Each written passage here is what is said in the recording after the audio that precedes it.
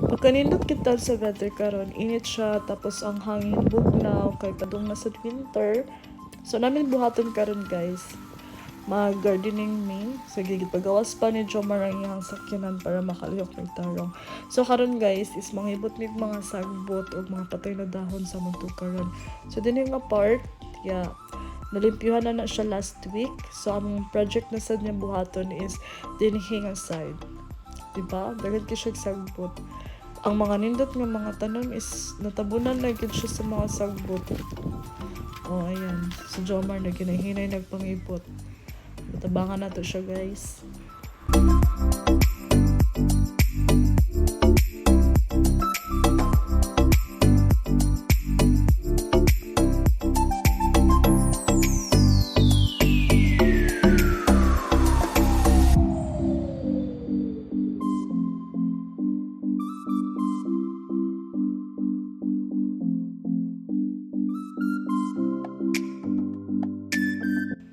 Tanawa guys, dili man siya perfect na pagkaibot, pero at least diba, nahapsay tanaw na mong tugkaran.